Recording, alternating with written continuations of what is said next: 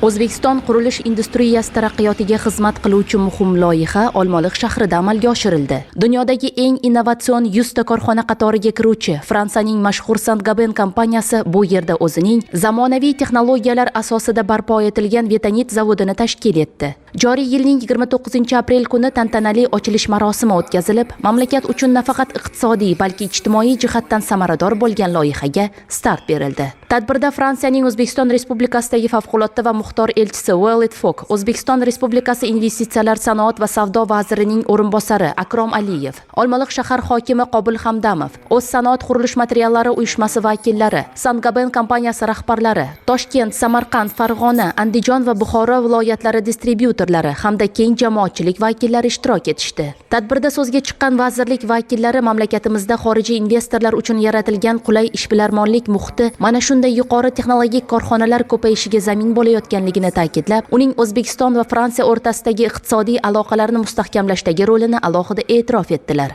Shu bilan birga mazkur zavodda ochilayotgan yangi ish o'rinlari aholini ijtimoiy jihatdan qo'llab-quvvatlashga xizmat qilishini ham qayd etishdi.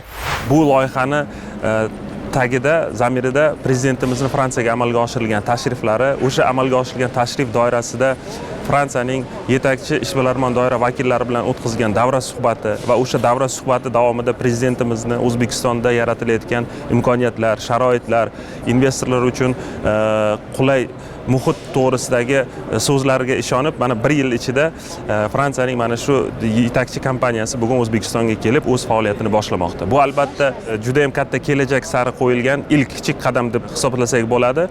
Saint-Gobain kompaniyasi 360 yillik tarixga ega.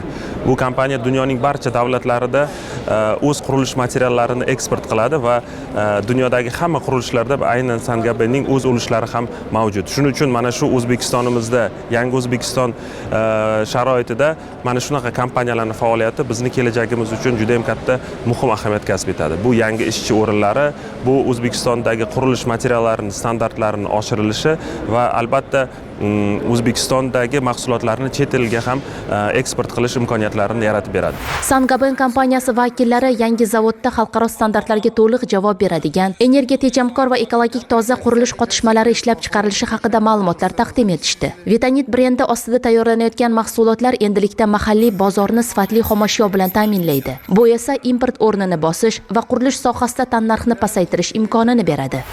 Это первый шаг компании с 360-летним опытом. Bizning uzoq yillik tajribaga ega kompaniyamiz O'zbekiston bilan hamkorlikda juda qisqa vaqt ichida mana shu ulkan loyihani amalga oshirishga muvaffaq bo'ldi. Hozirgi vaqtda ushbu zavodda ikki xil mahsulotni ishlab chiqaryapmiz.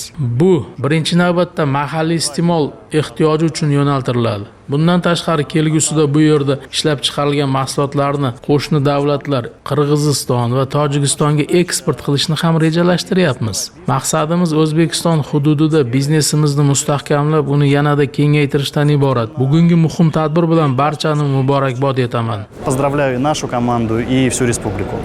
Saint-Gobain kompaniyasi faoliyatiga 1665-yil Fransiyada asos solingan bo'lib, u dunyodagi eng boy tarixga ega va nufuzli sanoat gigantlaridan biri hisoblanadi. Bugungi kunda gipsokarton plitalari, qurilish qotishmalari, issiqlik izolyatsiyalash materiallari, yuqori chidamlikdagi keramika, armatura, me'moriy shisha, quvurlar va boshqa cho'yan buyumlari kabi qurilish materiallari ishlab chiqaradi. Shuningdek, avtomobillar, temir yo'l va aviatsiya transporti uchun oynalar va boshqa butlovchi qismlar tayyorlaydi. Kompaniya dunyoning 75 dan ortiq mamlakatlarida o'z vakolatxonalariga ega bo'lib, ularda 160 mingdan ziyod xodimlar mehnat qilishmoqda. Ochilish marosimining rasmiy qismi nihoyasida yuqori martabali mehmonlar start tugmasini bosishib, yangi ishlab chiqarish korxonasi faoliyatini boshlab berdilar. Olmaliq shahrida Vitanit zavodining ochilishi bu shunchaki bitta kompaniya tarmog'ining ish boshlashi emas, balki O'zbekistonning investitsion jozibadorligi va sanoat modernizatsiyasining yorqin namunasidir. Binobarin xalqaro miqyosdagi korxonalarning yurtimizda o'z faoliyatini kengaytirishi kelajakda yanada yirik loyihalarga yo'l ochadi.